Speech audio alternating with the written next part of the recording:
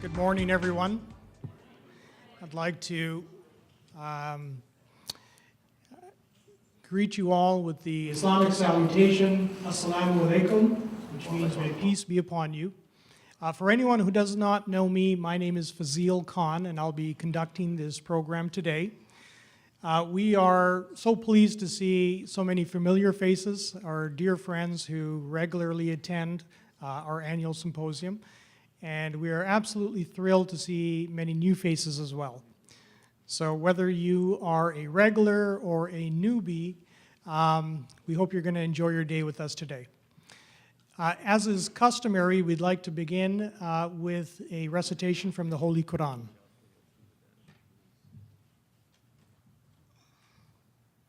Assalamu alaikum wa rahmatullahi wa barakatuh. Assalamu wa rahmatullahi.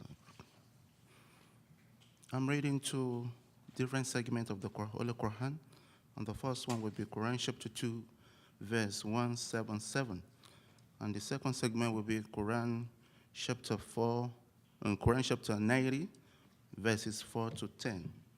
Let me begin with the second chapter, Surah Al-Baqarah. أعوذ بالله من الشيطان الرجيم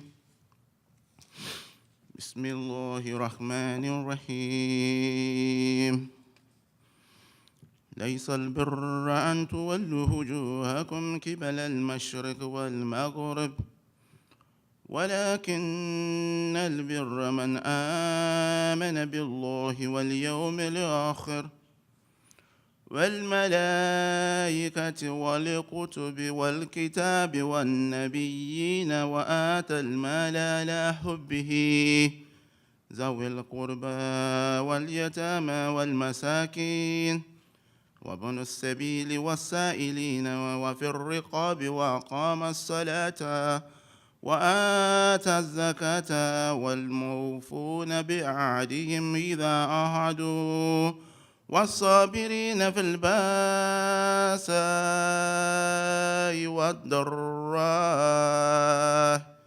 وحين الباس أولئك الذين صدقوا وأولئك هم المتقون.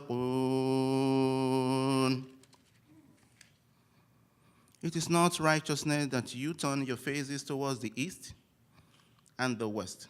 But righteous is the one who believes in Allah and the last day, and the angels, and the book, and the prophets, and gives away wealth out of love for him to those, to the needy, and to the near of kin and the orphans, and the needy and the wayfarer, and to those who ask, and to set slaves free, and keeps up prayer and pays the poor rate, and the performers of their promise when they make a promise, and the patient in distress and affliction and in the time of conflict.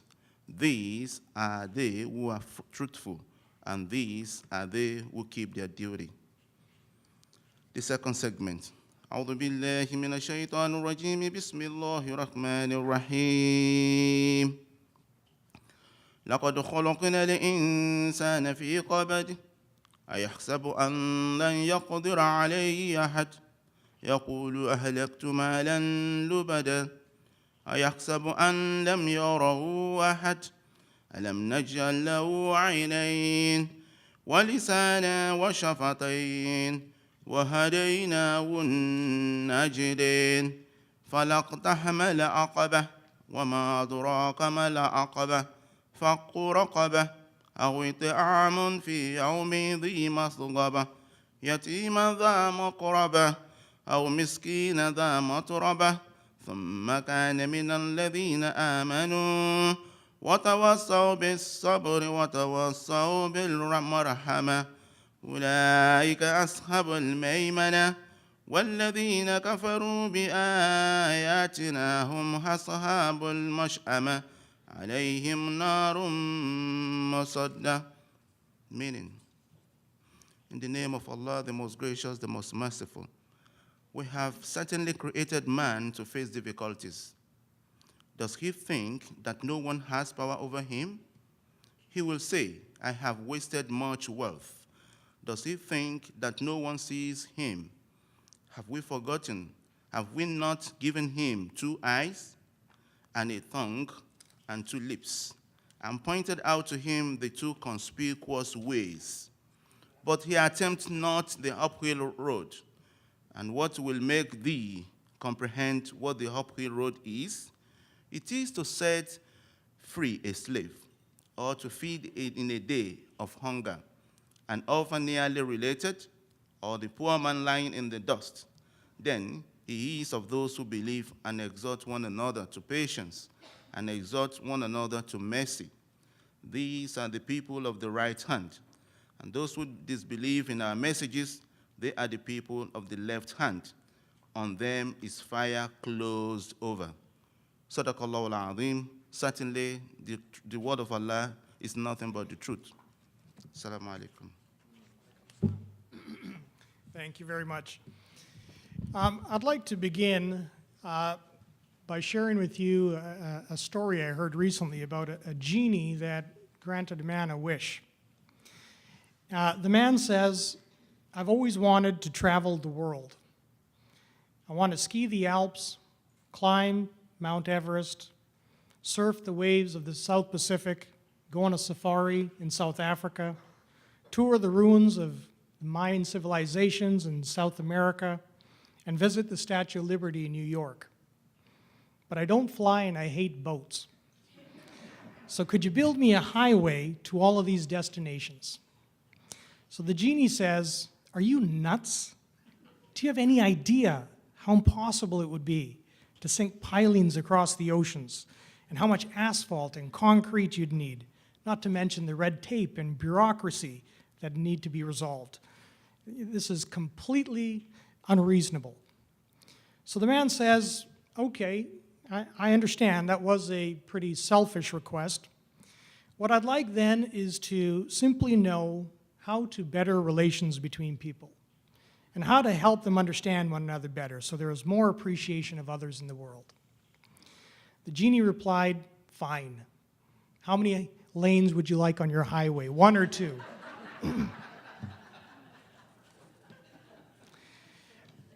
Like the genie in this story, the Lahore Ahmadiyya Islamic Society, which is the U.S. branch of the international Lahore Ahmadiyya movement, understands that trying to improve relations between people and foster an appreciation of others is not exactly an easy task.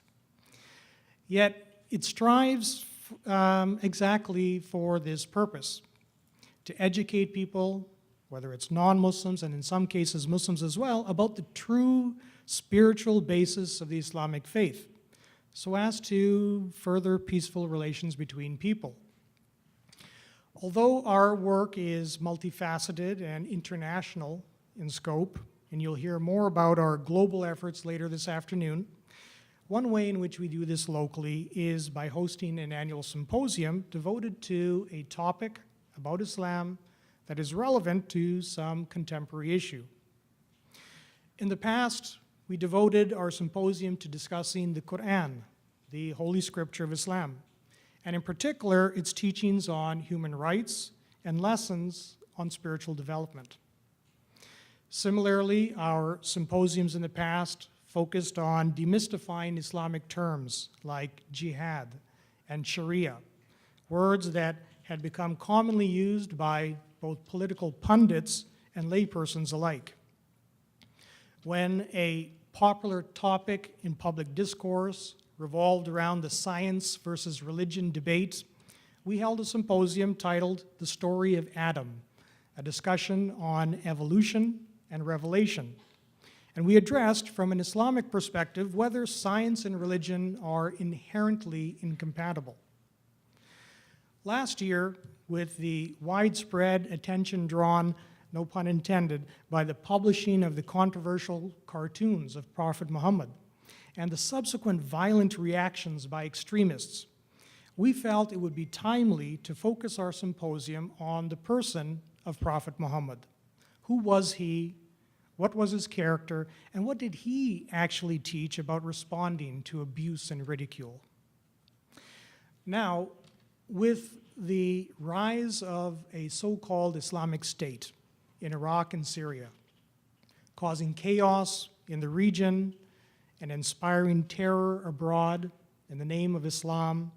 This year, the focus will be on dispelling misperceptions about the concept of caliphate in Islam.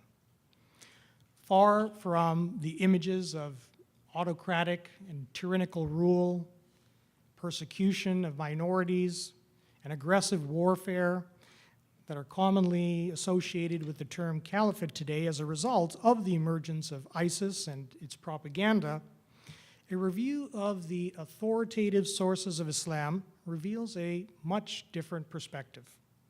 And this counter-narrative of the true significance of the Islamic Caliphate, we hope, will provide meaningful information to balance the dialogue on this popular yet very misunderstood topic.